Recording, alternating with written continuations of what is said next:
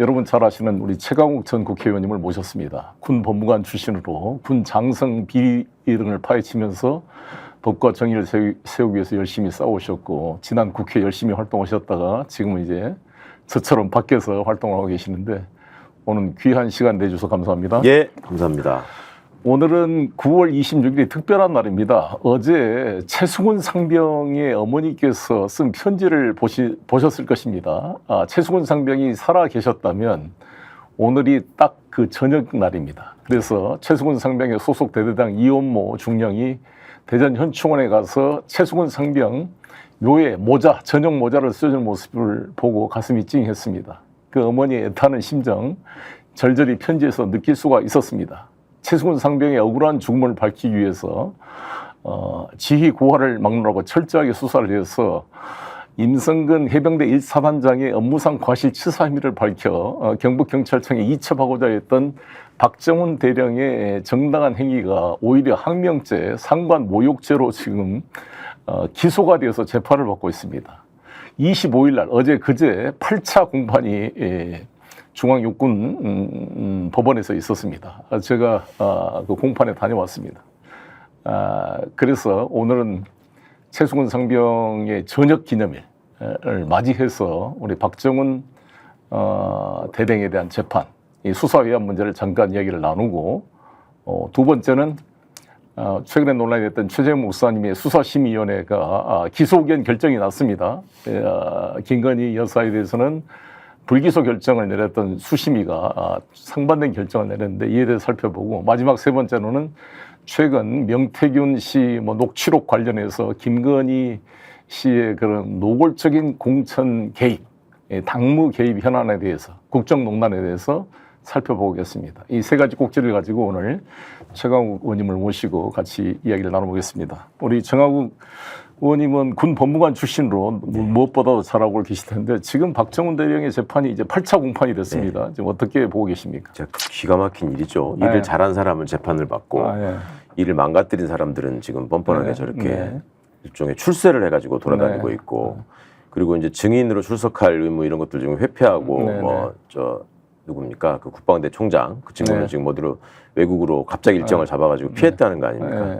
너무너무 기가 막히고 어이없는 일이고 그나마 군사법원을 통해서 지금 통신 기록이나 이런 것들이 많이 나오고 그걸 통해서 이제 용산이 궁지에 몰리는 일들이 좀 이어지고 있는데 그래도 우리 송영길 대표님 계시고 열심히 노력하셨던 민주당이 군사법원법을 개정해서 그나마 조금 더 민주적인 구조로 만들어 놓으니까 이만큼의 진전이라도 있구나 싶은 생각이 한편으로 들기도 하지만 걱정이 이제 재판부가 과연 무사할까 하는 걱정이 있습니다. 그래서 저도 내부 사정을 좀 물어보고 했는데 또 국방부 장관을 최근에 바꿨잖아요. 그렇습니다. 자기 고등학교 동문으로. 그러니까 속셈이 뻔할 것 같아서 그걸 좀 내부 사정을 들어봤더니 다행히 판사를 그냥 막무가내로 교체해버리는 일은 지금 불가능한 상황이랍니다. 그러니까 이제 법 개정 이후에 군판사들의 신분 보장이 조금 더 강화가 돼서 예전에 저 있을 때만 해도 본인들한테 뭔가 불리하고 민감한 사안이 법정에서 자꾸 드러나고 재판장이 소송 지휘를 하면서 그거를 차단하지 않고 자꾸 받아주고 그러면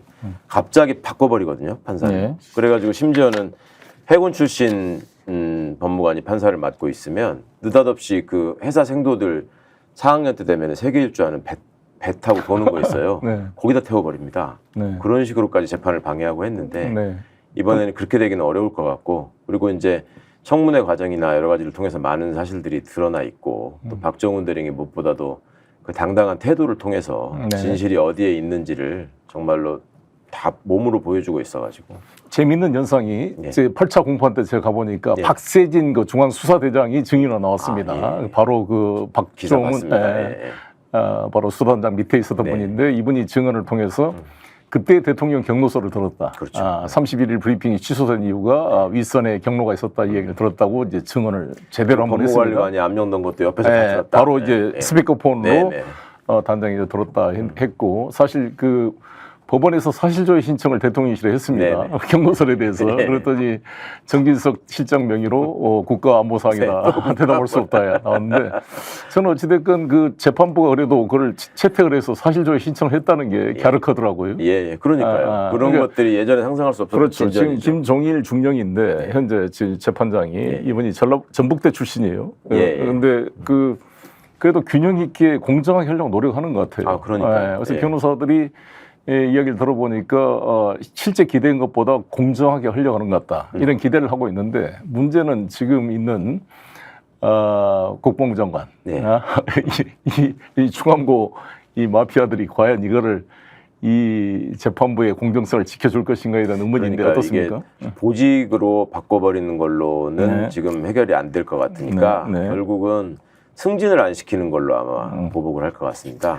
근데 판사도 그렇죠. 그런 점들 다 인지하고 감수하고 아마 임하고 있을 것이고 이게 김종일 이번이 육군 중령인데 물론 이제 아직 나이가 젊으니까 이제 장군도 되셔야 되고 승진에 신경을 쓰겠습니다만 이제 2년 뭐 채 남지 않았고 이렇게 20% 지지대 정권에 사실 눈치 볼 이유가 없다고 보는데 물론이죠.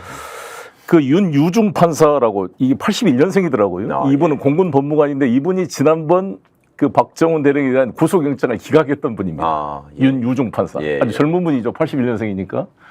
근데 이분이 훌륭한 그 결정을 했고 그 최근 수심이라든지 지난번 국민권익위에 그 비명 돌아가셨던 뭔가 자기 목숨을 걸고 자존심을 지키려 했던 이러한 공무원들의 양심이 그래도 곳곳에 살아있는 게 좀 느껴진 것 같습니다. 맞습니다. 길목길목마다 그런 분이 계셔서 대표적으로 박정훈 대령이 있었던 것이고. 그렇죠. 근데 이제 군사법원법이 개정됐죠. 그래서 이제 1심 말고 2심부터는 민간 고등법원 오는 거죠. 그렇습니다. 관할 확인 조치권 통해서 관할관이 감형하는 것도 이제 전시 아니면 못하게 돼 있고 많이 발전돼 있는데 실제로 지금 공수처 수사가 지금 진행이 돼야 할 텐데 지금 어떻게 보고 계십니까? 공수처는 나름대로 뭐 이 사건의 중요성을 알고 나름 열심히 노력한다는 소리를 들었고요. 근데 이제 아시다시피 인력이나 이 물자 장비가 너무 부족하고 사건은 또 중요한 사건들이 쇄도하고 하니까 당장 지금 시청자분들께서 꼭 좀 기억해 주셨으면 하는 게 그동안에 열심히 일했던 공수처 검사들이 법에 왜 이렇게 재임용을 받아야 되잖아요. 그게 지금 10월 달이 임기가 다 됐는데 공수처에서는 진작에 인사위원회를 통해서 이분들 이제 재임용을 해야 된다고 결정을 하고 대통령의 결재만 남은 상황인데 지금 결재를 안 하고 계속 미루고 있습니까? 계속 미루고 있다는 겁니다. 스픽스는 말하는 언론입니다. 대세는 유튜브, 그중에서 스픽스. 좋아요, 댓글, 구독, 알림 설정.